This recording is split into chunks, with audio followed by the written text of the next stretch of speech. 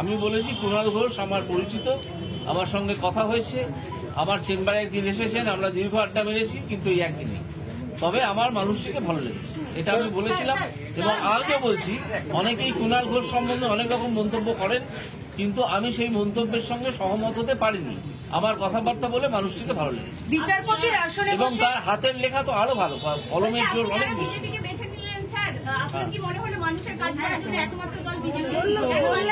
একমাত্র দল কেন, আরো অনেক দল আছে। আমার সঙ্গে অন্য দলের কোনো মিলমিশ হলো না। তার কারণ হচ্ছে, যেমন ধরুন সিপিআইএম, আমি যেতে পারতাম, কিন্তু আমি ঈশ্বরে বিশ্বাস করি, উপরওয়ালায় বিশ্বাস করি, আমি ধর্মে বিশ্বাস করি, আমি ধর্ম পালন করি। তারা তো সেগুলো করে না, হয়তো ভিতর ভেতরে করে, বাইরে বলে না আমরা করি না। তো তাদের সঙ্গে বেসিক্যালি আমার কোনো মিলই হবে না। তো সেই পার্টিতে গিয়ে আমি কি করবো? কংগ্রেস এবার আস্তে আস্তে আসছি। কংগ্রেস একটা দল যেটা বহুদিন ধরেই একটা পরিবারের জমিদারি, সেই পরিবারের কি বলবো, সমর্থক হয়ে কিছু ভালো ভালো নেতা, ধরুন জয়রাম রমেশ, যার কোয়ালিফিকেশন এইসব রাহুল গান্ধী ফান দিচ্ছে অনেক বেশি, তিনি একজন আইআইটি ছাত্র, এরা ঘুরে ঘুরে বেড়ান। কেন বেড়ান সে তারাই জানেন।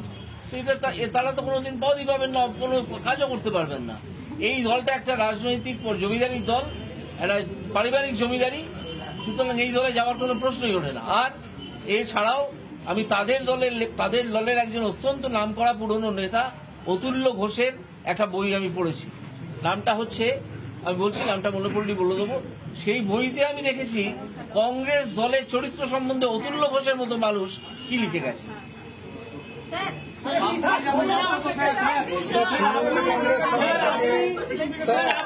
সব প্রশ্ন উত্তর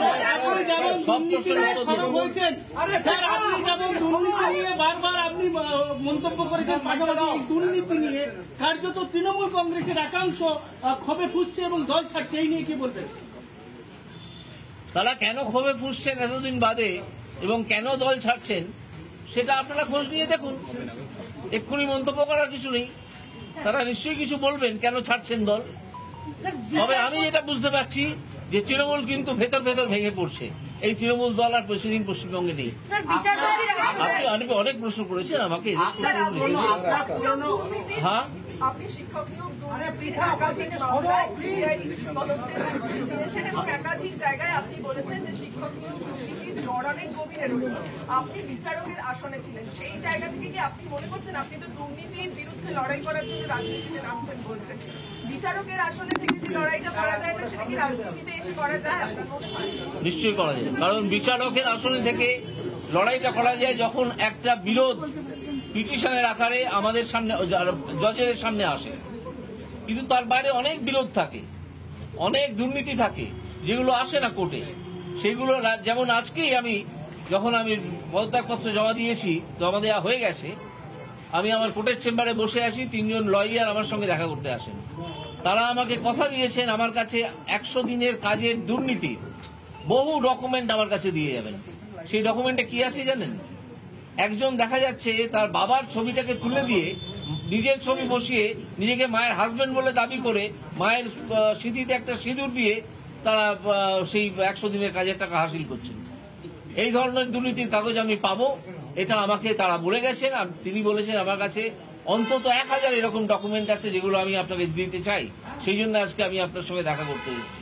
আমি তাকে বলেছি যে আমার সঙ্গে যোগাযোগ করে আমার বাড়িতে দিয়ে যাবেন।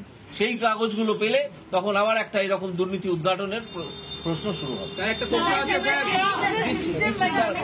আপনি যখন বিচারপতি আসনে ছিলেন তখন আপনি একাধিক নির্দেশ দিয়েছেন যেগুলো সংবাদ শিরোনামে এসেছে, কারণ আপনার কায়দাটাই অন্যরকম ছিল সেগুলো বলা, সেগুলো পেশ করা। সেক্ষেত্রে এখন শাসক দলের অভিযোগ আপনি জনপ্রিয়তা লাভের জন্য এবং তার সঙ্গে প্রচারের আলোয় আসার জন্য এবং পরবর্তীকালে রাজনীতিতে আসবেন বলে সুদূর প্রসারের পরিকল্পনা আপনার আগেই ছিল, সেই কারণে সেই সমস্ত রায় দিয়েছেন। পাগলের প্রলাপ। একটু আগে বললাম যে হয় কিছু মানুষ আছেন যারা আইনটা জেনে ইচ্ছে করে এইসব ভুলভাল রটাচ্ছেন, ভুল কথা বলছেন, আর কিছু মানুষ আছেন তারা বদমাইশি করে কথাগুলো রটাচ্ছেন, তারা আইনও কিছু জানেন না। একটা সামান্য প্রশ্ন করলে এদের কিছু টিকিওলা মুখপাত্র আছে, দেখা যায় সামান্য প্রশ্ন করা যায় আইনের, দেখা যাবে সে ধেরিয়ে বসে আছে, কিছু বলতে পারছে না। Sir, it doesn't seem to be a spontaneous decision from your side in terms of quitting judiciary or joining politics. Yes. How much time, and when did you decide on joining politics? How much time you took to finally, decide? Very When little, did it start? very little time. Very little. Was it BJP approaching you or it was your own? Sir সন্দেশখালীর ঘটনা Sir, was it BJP approaching you or it was your own concerns that you will No, join? both approach towards themselves. Could you please tell us a little time period, like when did you decide on Besides, quitting I judiciary? said by last 7 days. When I stopped in the adjudication of anything, I was on leave, so that I need not do it. I need not, if no adjudication comes to me. I have not done any adjudication for last 7 days. Did BJP approach you? Yes, Did BJP approach you, sir? both sides. I also approached BJP also approached me. So who all are you were in touch with? Yes. I mean, because you are saying that BJP approached you, কারা কারা আপনার সাথে সেই নাম আমি আপনাকে বলবো। সংযোগের মতো সন্দেশখালীর ঘটনা কি আলাদা করে এই সিদ্ধান্ত নিতে আপনাকে আরো অনুপ্রেরিত করে? না এরকম সন্দেশখালীর মতো ঘটনা, আপনারা তো সাংবাদিক, আপনারা খুঁজে দেখুন, বহু জেলায় বহু গ্রামে আছে, বহু জেলায়। আমি এইমাত্র শুনে এসেছি যে বীরভূম জেলায় যদি কেন্দ্রীয় বাহিনী না মোতায়েন করা হয় তাহলে সেখানে ভোটই করতে দেবে না Trinamool Congress. So you have a huge popularity amongst, irrespective of party lines, be it the BJP, the CPM or the Congress, you have a following until yesterday. But as you join the BJP, do you think this unanimous support that you have, you have seen in the past few years, will that stay intact with you, or do you think there will be a division because you are planning to contest? That I am not planning to contest. It is BJP who will decide. That will be seen in future, whether they are supporting all the persons who are supporting me and still supporting me or not. Sir, what is your opinion about Prime Minister Narendra Modi, sir? Very good man, very hardworking, trying to do something for our country. Sir আপনার পশ্চিমবঙ্গে বিচারপতি পদ ছাড়া সিদ্ধান্তের পরে কি অন্য কোনো রাজনৈতিক দলের তরফে আপনার সঙ্গে যোগাযোগ করা হয়েছিল নাকি বিজেপি? না বিজেপির সঙ্গে আমার এবং আমি বিজেপির সঙ্গে যোগাযোগ করেছিলাম গত 5-6 দিনের মধ্যে, এবং যেহেতু আমি যোগাযোগ করেছিলাম এবং তারাও যোগাযোগ করেছিল, আমি আদালতে বসিনি, আমি ছুটি নিয়েছিলাম। এই ছুটি নিয়ে কিন্তু আমারই ক্ষতি হয়, এই ছুটি নিয়ে কুণাল ঘোষ বা কল্যাণ ব্যানার্জির ক্ষতি হয় না, এই ছুটি নিয়ে ক্ষতিটা হয় আমার। তো আমি 7 দিন কোনো অ্যাডজুডিকেশন করব না বলে বসেছিলাম, যে যাতে কেউ আমাকে অন্তত এই অভিযোগটা করতে না পারেন যে আপনি বিজেপির সঙ্গে কথাবার্তা বলেছেন বা বিজেপি আপনার সঙ্গে কথাবার্তা বলেছেন, অথচ আপনি কোর্টে বসে অ্যাডজুডিকেশন করছেন। এটা কি করে হয়? এই অভিযোগটা যাতে না আসে, বিন্দুমাত্র এইসব অভিযোগ যাতে না আসে, সেই জন্য গত 7 দিন আমি বসিনি।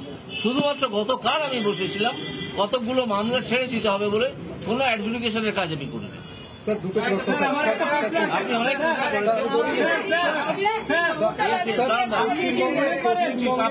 প্রশ্নটা আপনি বলছেন একটু।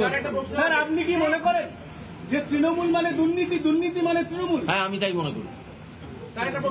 সন্দেশখালী নিয়ে আপনার মতামত, সন্দেশখালীতে কি চলছে? ইলেকটোরাল বন্ড কি আদতে দুর্নীতির একটা উপায় বলে মনে হয় আপনার? ইলেকটোরাল বন্ড দুর্নীতির উপায় না হলেও সেখানে স্বচ্ছতার অভাব ছিল, যেটা আমাদের মহামান্য বিচারপতিরা সুপ্রিম কোর্টে সেটাকে ঠিক করে দিয়েছে। सर, ममता बनर्जी को लेके आपका ख्याल क्या है? Mamata Banerjee yes, like other political personalities, she is also one political personality. What else? Sir আপনার কি মনে হয় নিয়োগ দুর্নীতি মামলা যখন চলছিল আপনি যেভাবে রায়গুলো দিচ্ছিলেন, আপনি ছাড়ার পরে সেই রকম যারা ধরুন এখনো অনশন করছেন তারা কি সেই বিচারটা পাবেন যেটা আপনি ভরসা দিয়েছিলেন? সেটা আমি বলতে পারবো না, কারণ এখন যে বিচারপতিরা আছেন তারা তাদের মতো পদ্ধতিতে চলবেন। আমি তাদের পদ্ধতিতে চলছিলাম না, আমি একটা পদ্ধতিতে চলছিলাম যেটা সুপ্রিম কোর্ট অবধি যেটার মান্যতা পেয়েছে, সেটা